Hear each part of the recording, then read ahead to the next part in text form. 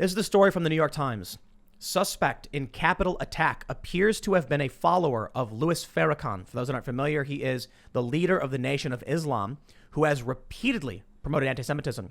The suspect, Noah R. Green, 25, was identified by 2 law enforcement officials and a congressional official. He was from Indiana and died after being shot by Capitol Police.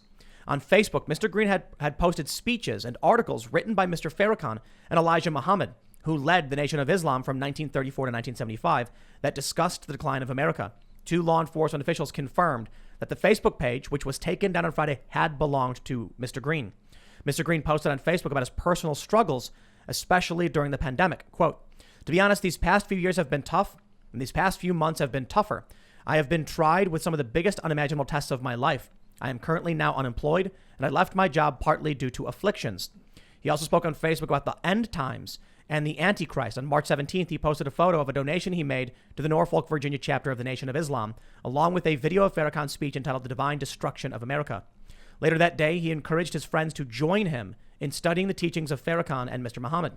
The Nation of Islam is a black nationalist movement that has advocated African-American self-sufficiency. All right, I've got a thread pulled up from Andy No, who's dug in a little bit to who this guy is and some of the things he said. And I want to point out something. The way the New York Times is quoting this guy as if we're going to look at his statements. Not that long ago, there was a police officer who was paraphrasing what a mass shooter had said. And he lost his job basically for this. He was attacked. They accused him of placating this evil man. Why is the New York Times, what's with the double standard? We get it, though. We see the double standard all the time.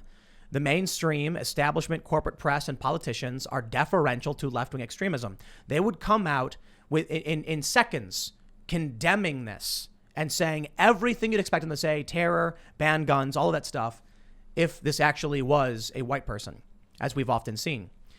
This time, though, many of these people did come out. They did say that. Now they're going to become very quiet now that we're learning who the suspect is. That's exactly what happened with Boulder, in fact. Now, Andy No posts about the suspect here, and I just want to point out a couple other things. He says, in his last Instagram post before the attack, he wrote, "The U.S. government is the #1 enemy of black people. We are very much seeing leftist identitarianism, and it's reaching extreme levels.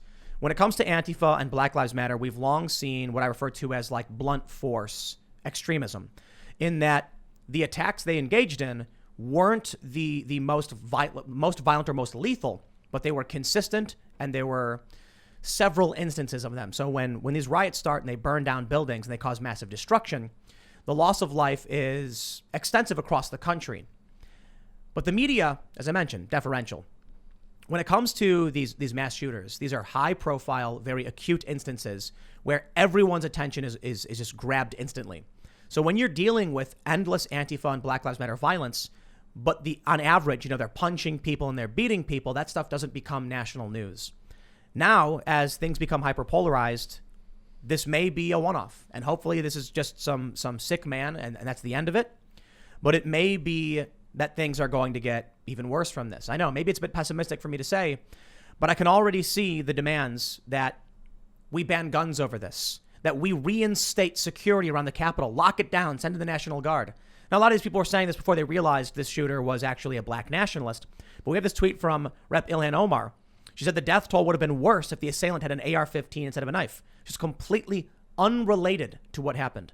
But there's already efforts from many people to weaponize this.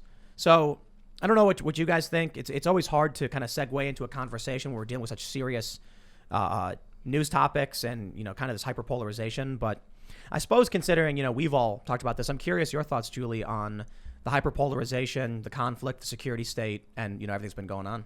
Sure. I think there's absolutely a double standard. A few weeks ago when that guy who happened to be white shot up the Atlanta spas, people automatically said, oh, this is a white supremacist terrorist. Maybe, we don't know, but they were quick to jump on that. We don't really know his intentions. Maybe he was a sex addict. We don't know if it was Asian or not Asian, if it was just like him going after these women for being women and tempting him. We don't know. But as soon as he did it, it was like white supremacist, terrorist. But now this guy who is We know he's a Nation of Islam, which is a black supremacist, very racist group. Like, everyone thinks they're racist. That's not a controversial thing. This guy went to the Capitol with a knife. He killed a police officer, and they're saying, oh, there's no terrorism. We see no evidence of terrorism. Like, it's been a few hours, people. Like, wouldn't you have to investigate that? Spend a few minutes, maybe. Yeah, they're just like, oh, well, he was the Nation of Islam guy, so therefore it's not terrorism. We don't want to, like, offend people. You know, we don't want to say, make people uncomfortable. It's like, come on, it's been a few hours. You know what's interesting is when that tragedy happened in Atlanta, I believe it was the police, I'm not sure, they said it wasn't race related, right? So here's what I find interesting. They came out and said, no, it wasn't. He was a sex addict. 2 of the victims were white. But even you point out we don't really know. We need an investigation. A lot of people on the left immediately said it was a race thing. Even when the police come out and say it's not. Now, I know, maybe it's a bit unfair for me to say this, but I'll speculate, and I'd be willing to bet on this. The left is immediately going to change their tune and say it wasn't terror, it was a disturbed young man, and that's the game they'll play. Unless they want to ban guns. I think it's ridiculous that Ilhan Omar was like, what if he had a gun? What if he had a tank? I don't know. It's ridiculous. This is a tragedy. You can speculate whatever you want, but they're gonna do it because it's an excuse to gain power. Absolutely, but he had a knife. He brought a knife to a gunfight. He got killed. That was dumb. It was a poor strategy, Tim. Well, could it be suicide by cop? It's possible. Did he ram? He rammed somebody with his car? Is that right? I guess he rammed through the barricade. Yeah. Oh, I see. Yeah. So he used a car and a knife. Yeah. You know what gets me about this Georgia thing? Is it Georgia? Is that where the guy murdered 6 in the spas? Yeah. Like, they'll do, if they're gonna do like tests or like investigations, and then in a year and a month they're like, okay, we figured out he was racist. We figured out he wasn't racist. Like, what difference does it make? That guy murdered 6 people. He was deranged. 8 people, I think. 8 people. Yeah. It was terrifying. You want to call it terror or not terror? It was terrifying for those people. Maybe it wasn't political terror. What's the difference, man? I agree. It's like hate crimes, right? Where they're like, we're gonna investigate your thought process before you committed a crime. It's like, dude, hitting someone's illegal. Like, the reason why you did it. You know what I mean? The action is illegal. I can't read your mind. And they try to infer as to what you were thinking. One of the biggest reasons I have a problem with terror laws and hate crime laws is that they're going to be selectively used. In this instance, they're already saying it wasn't terror. Well, dude was a black nationalist who posted on Instagram that the American government is the enemy of black people. Are you kidding me? And they're going to be like, no. Look, I don't care if they do or don't. Just keep it consistent. I think this guy committed a crime. That's enough. Let me see if I got this straight. So this guy was on Facebook and Instagram posting about how much he hated the U.S. government. And then he went to Washington, D.C. and rammed into the Capitol fence. And they're calling this definitely not terrorism. That's an act of political. Is that what I'm? Yeah. It is an act of political terror. I don't support these like terror laws where you throw people in gitmo because of the way they were thinking when they did the crime. Right. He's from Indiana. He went to D.C. Mm-hmm. What was he in D.C. for? Was he in school? Or? I don't know. He was making a political statement. Yes. For sure. Maybe. Why would he go to D.C.? That's a good point, Lydia. Yeah, that's what I was thinking. So Glenn Greenwald called this out. We have this post from Politico. The suspect was not known to Capitol Police or D.C. police, officials said. Robert Conti, the acting D.C. police chief, said the incident does not appear to be terrorism related, and there was no indication of a nexus to a member of Congress. Glenn Greenwald responded, on what basis did the police pronounce the Capitol attack does not appear to be terrorism related? How was it remotely possible to determine the mode of the attacker this early, which, by the way, is what determines whether an act of violence is or is not terror? Politics. It's politics. Yeah. How long did it take before they finally banned Farrakhan off all these social media platforms? I wasn't following.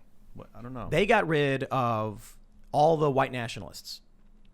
Farrakhan was allowed to stay on. Twitter allowed him to say things that were overtly anti-Semitic. And he's a supremacist, racial supremacist. Just happens to be a different race. If you took quotes from Farrakhan and in any instance of the word black, you just swapped out white, you'd probably confuse people because they think it was Hitler. Just absolutely. Yeah. And so I'll say this. He should be allowed to be on Twitter. He should be allowed to say what he wants to say. Good. Because when he was saying this stuff, we all saw it. And now, when the New York Times brings it up, we know it. And when we see the suspect, we know what he believed and who he followed. And that's creepy stuff. Good to know. Yeah, absolutely. But think about what happens when they ban this guy. The only reason the New York Times is like, they repeatedly promoted anti-Semitism is because of the news stories that erupted when Farrakhan would post these things or when these videos would come out. You get rid of that speech, you get rid of that, that ability to share information, and we'd be wondering, like, who's Farrakhan? I don't know what this is. It was a religious fellow. I think racists should expose themselves. Let them talk. We'll judge them, hold them accountable. But yeah, don't ban them from stuff. I want to see what they want to say. I think the issue, though, is that these, like, the ultra woke people, they're the racists. They do a really good job of masquerading as the not racists. Going around telling everybody that they're anti-racist. They got that book. What is it? Anti-Racist Baby. Oh yeah. Kids books that are being made and tell the kids how to be a cult member and things like that. Well, they go around naming their cult anti-racists, and it reminds me of The Simpsons when Homer's telling the story about when he's a kid and they had the No Homers Club. And then he's like, but you let in that other Homer. And they're like, we're allowed to have one. Like, they made the name specifically to address something they were, didn't want. Anti-racist.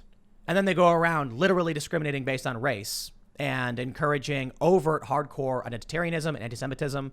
And I'm just like, man, there's so many well-to-do liberals that are so obsessed with social justice narratives, they overlook the fact that black nationalist anti-Semites exist in large numbers with a massive following, and they're sitting here going like, but what about Trump supporters?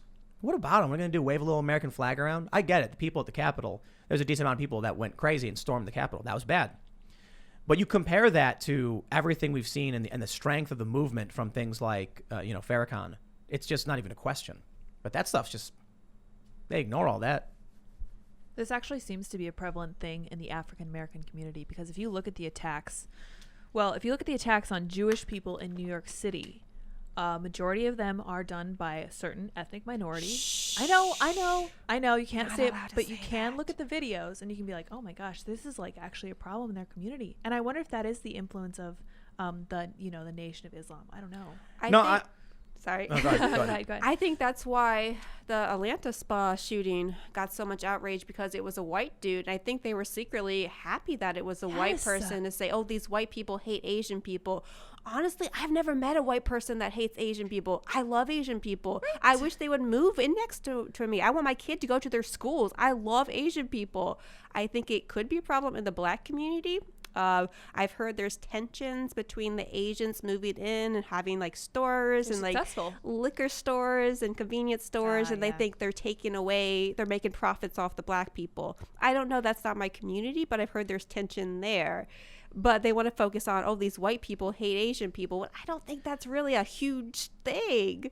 It's when you look at the rules of YouTube, Facebook, Instagram, Twitter, et cetera, you're allowed to disparage white people. Yeah. I like outright. Like, they've even talked about how, I can't remember which platform it was. They said, you're allowed to make disparaging comments on traditionally non-marginalized groups of people or whatever. Like, we know what that means. And so, thinking back to like old comedy, it was always safe to be like, oh, okay, white people, white people crazy. Yeah, you can make fun of them. And I understand the idea behind it, right? Mm-hmm. The left would tell you, it's like, oh, there's white privilege. Yeah. And because of that, you're punching up, which is fine, but punching down is wrong. But that means because of these rules, you can't have very real conversations that are important. You mentioned the gentrification problem. Mm-hmm. That's absolutely very prominent within left-wing activist circles and within Black Lives Matter. For instance, and to clarify too, what Asian means in many of these communities is not like Chinese or Japanese. It's Indian as well. It's Middle Eastern. So when I was in Ferguson, they burned down a gas station during the Michael Brown riots. And I interviewed some of the people there. Why did you burn down this gas station? They said, because the Asian guy comes here and he buys a gas station in our neighborhood. Why is he making money off of us? He doesn't live here. So they burned it down. We broadcast that. That was on Vice. That's on YouTube. I mean, I don't know if they still have it up, but that's what they said. So there's very much racial tensions. When I was in Milwaukee during Black Lives Matter rioting, they straight up were yelling, get the white people. F the white people. And an 18-year-old white kid got shot in the neck. I grew up watching this stuff, and it's no surprise to me. But I'm curious, when I mentioned that I did a video saying I wasn't going to be covering what was going on in Milwaukee at the time because of the racial tensions. And I was like, for someone they perceived to be white It's dangerous. You know, this kid got shot in the neck, so I'm not going to stick around. It's remarkable. I did that video because I think I had like 20,000 subscribers. And there are people who follow me and they wanted me to post videos from what was going on the ground. And I said, I'm not going to do it. And here's why. And it was just to my followers. Well, the video ended up going viral and getting shared by a bunch of conservatives who are like, oh, look at this. This is, you know, proof of something. And the left was like, Tim Pool only did that to grift. I'm like, to who? My 20,000 followers who I know and follow and comment? Yeah. It's crazy. How dare you make money? Well, but yeah, right. But it's insane how like these things are real and these racial tensions exist. And there's absolutely racism in the black community, in the Asian community, in the Latino community, in the white community. Towards each other as well. Oh, definitely. I mean, Asians. Oh my gosh. Yes. Hispanic people talk about each other. It's just gossip. Yeah, at that level, but I don't know. Yeah, so I feel like there's kind of like, I feel like we're in a cultural, the left is in a cultural Mexican standoff. Yeah. Where they're all there's just like piranhas everywhere. These culture warriors ready to cancel you the moment you say something that's cancelable. So no one will have honest conversations about their communities or other communities or racism because they'll get canceled the moment they do. I hope I get canceled though, because Dr. Seuss got canceled and his books are up. That's right. I have children's books. I hope I get canceled so I can go top. Yeah. On Amazon. What are yes. your children's books? I have 2 children's books. First one is Nobody Knows How to Make a Pizza. It's based on Lyndon Reed's I Pencil, but I made it for kids about pizza. Awesome. Yeah, it talks about, division of labor, spontaneous order, all those economic terms. Cool. Yeah. So, but there's like, no central planner making this pizza. It's people all over the world doing the tomatoes and the cheese. Yeah. Yeah, because there's no one person who grows tomatoes, farms dairy, and wheat, Grinds wheat, yeah. oregano, and then brings it all together with sugar. It's all different farms and different. Yeah, you think cheese pizza is really simple, but it's really complicated. Yeah. Yeah, I wonder if somewhere someone's actually decided to make a pizza farm. Like, let me just make all the things. We got cows, we got tomatoes. I think you guys could do it. We could, yeah, we're on it, yeah. No, it's a lot of work for pizza. Thanks for checking out this clip from the Timcast IRL podcast. If you want to see the full show, come back to this channel, youtube.com/TimcastIRL, Monday through Friday at 8 p.m., where you can leave comments and super chat, and we actually will read your comments on the show. Don't forget to like, share, subscribe, and if you want exclusive members-only content, segments you can't get anywhere else, go to timcast.com, become a member, and we even have full bonus episodes. Thanks for hanging out, and we'll see you all next time.